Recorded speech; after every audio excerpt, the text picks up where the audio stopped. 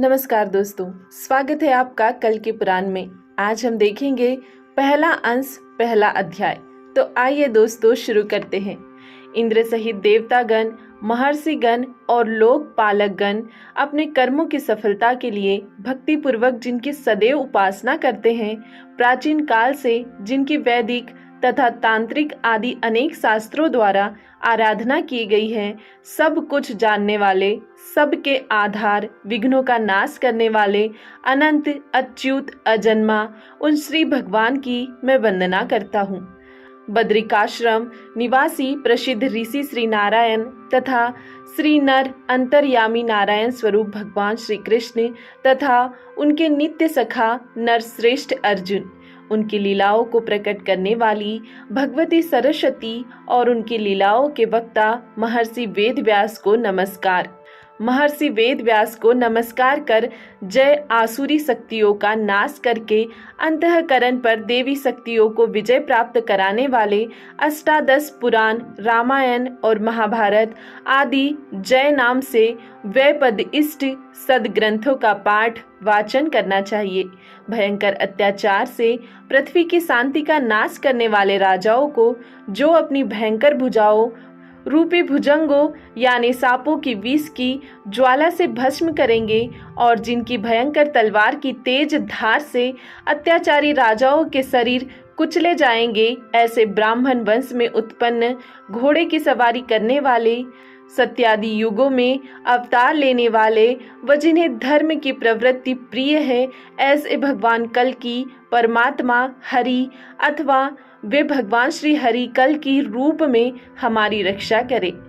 नैमिषारण्य में रहने वाले सोनकादि उदार चरित्र वाले महर्षि गणों ने सूत जी के ये वचन सुनकर उनसे पूछा, हे सूत जी, सब धर्मों के जानने वाले, लोम हर्षण के पुत्र, तीनों लोकों के ज्ञाता, पुराणों को भली प्रकार जानने वाले आप भगवान की कथा हमसे कहें। हे प्रभु, आप कृपया हमें बताएं कि कली कौन है, उसने कहाँ जन्म लिया, वह किस तरह संसार का मालिक बन गया और किस प्रकार कली ने नित्य धर्म का नाश किया। महर्षिगण के इस तरह के वचन सुनकर सूत जी ने भगवान श्री हरि का ध्यान किया। विष्णु भगवान का स्मरण करते ही वे पुलकित शरीर वाले उन मुनियों से अथवा पुलकित अंग होकर बोले।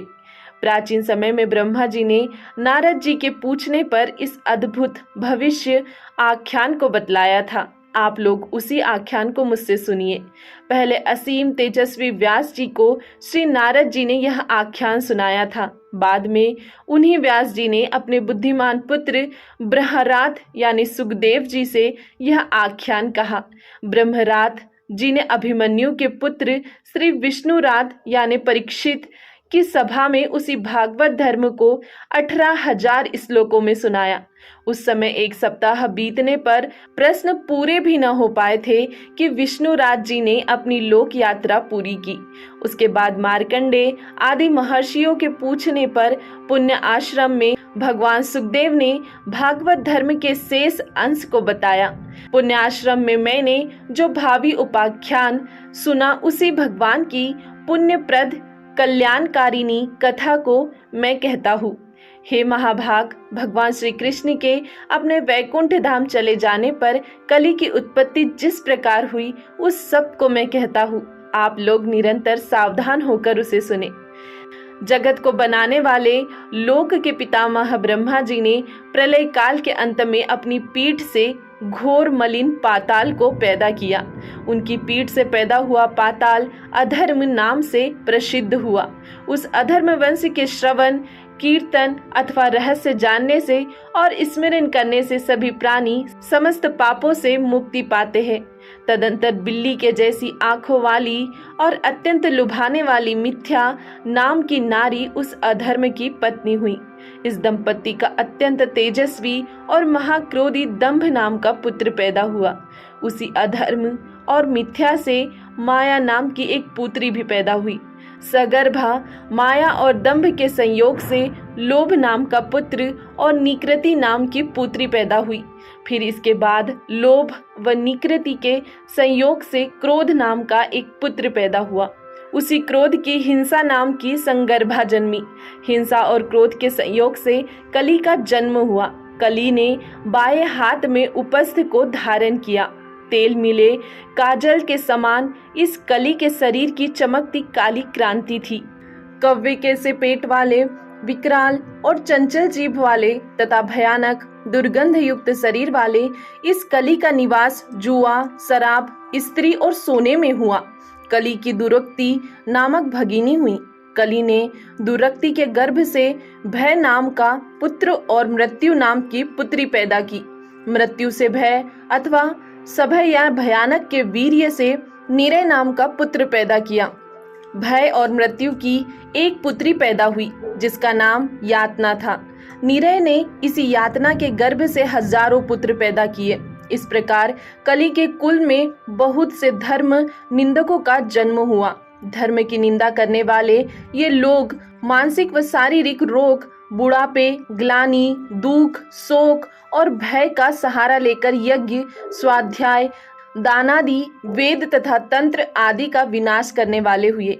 कलिराज के ये अनुयायी संसार का नाश करने वाले झुंड के झुंड लोगों ने चंचल, क्षणभंगुर और कामुक मनुष्यों का शरीर धारण किया। ये लोग बहुत घमंडी, दुराचारी, माँ बाप की हिंसा करने वाले, ब्राह्मण योनि में जन्म लेकर भी वेद विहीन व दीन और सदैव शूद्रों की सेवा करने वाले हुए। ये मनुष्य धर्म, वेद, बहुत रस यानी शराब और मांस बेचने वाले, संस्कारहीन, क्रूर व कुतर्क करने वाले तथा काम वासना और पेट के गुलाम, अलमस्त यानी मतवाले और पर स्त्रीगामी एवं नीच वर्ण संकर पैदा करने वाले हुए। ये बौने, पाप में डूबे, दुष्ट, मठों में रहने वाले तथा 16 साल तक की आयु वाले व अपने सालों को सगा संबंधी मानने वाले और नीचों की संगति करने वाले हुए। बहस और झगड़ों में क्षुब्ध यानी दुखी, केश वेश को ही आभूषण के रूप में सजाने वाले, धनी व ब्याज लेने वाले और कुलीन कहलाने वाले ब्राह्मण कलयुग में पूजनीय समझे गए। सन्यासी लोग, घर गृहस्थी के अनुरागी, गृहस्थ लोग अच्छे बुरे के ज्ञान से रहित, शिष्यगण, गुरुओं की निंदा करने वाले और धर्म की ध्वजा उड़ाने वाले साधु भले लोगों को ठगने वाले हुए। कलयुग में शूद्र लोग दान लेने वाले और दूसरों का सर्वस्व छीन लेने वाले हुए। स्त्री पुरुष की सम्मति ही विवाह समझा जाने लगा। दुष्टों की मित्रता अच्छी समझी जाने लगी अथवा मित्र ही सट हुए। दान के बदले दान को दानशीलता समझा जाने लगा। न्यायकर्ता अपराधियों को दंड देने में असमर्थ होकर क्षमाशील हुए। दुर्बल के प्रति उदासीनता दिखाई जाने लगी। बहुत बोलने वाले ही पंडित कहे जाने लगे। यश पाने की इच्छा से ही लोग धर्म प्रचार अथवा धर्म का सेवन करने लगे।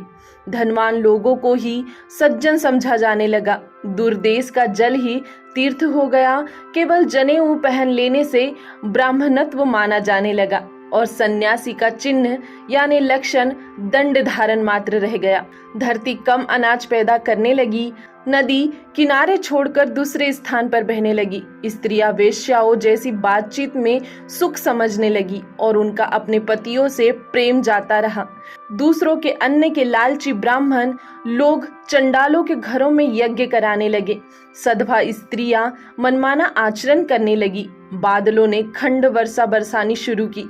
धरती कम अनाज पैदा करने वाली हो गई। राजा लोग प्रजा को ही खाने लगे और प्रजा करों के बोझ से परेशान हो गई।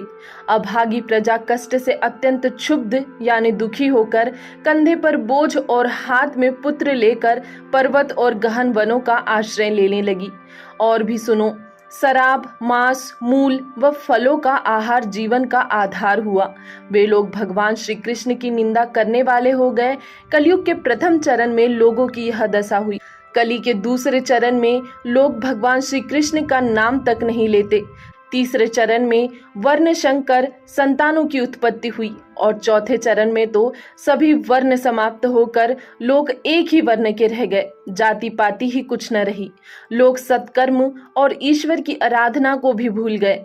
स्वाध्याय, स्वधा, स्वाहा, वसठ तथा ओमकार आदि के लुप्त होने पर सभी निराहार देवतागण ब्रह्मा जी की शरण में गए। देवतागण छिन्न, दीन और चिंताशील पृथ्वी को आगे करके ब्रह्मलोक में गए। उन्होंने ब्रह्मलोक को वेद ध्वनि से गूंजता हुआ पाया। यज्ञ के धुएं से भरे, मुनि श्रेष्ठों से सेवित, सोने की बनी वेदी से प्रज्वलित दक्षिणाग्नि, यज्ञ के खंभों से सजे हुए और वन के फूलों और फल से परिपूर्ण उद्यान, जहाँ सरोवर में वायु के झकझोरों से, चंचल बेलों के बीच फूलों पर बैठे भौरे तथा सारस और हंसों द्वारा मधुर स्वर से मानो प्रणाम, आह्वान या सत्कार द्वारा पथिकों का स्वागत किया जा रहा है। वहां से शोकाकुल देवतागण अपने स्वामी इंद्र के साथ अपने कार्य यानी कली द्वारा पैदा किए अपने दुखों को बताने यानी निवेदन करने के लिए ब्रह्म सदन के अंदर आए। वहां पहुंचकर सब देवताओं ने सनक, सनंदन तथा सनातन आदि सिद्धों द्वारा पद कमल सेवित एवं सदासन पर विराजमान तीनों लोकों के स्वामी भगवान ब्रह्मा जी को प्रणाम किया। दोस्तों, कल्कि पुराण का पहला अध्याय यही समाप्त होता है। दूसरा अध्याय देखेंगे हम अगले वीडियो में। तब तक के लिए धन्यवाद।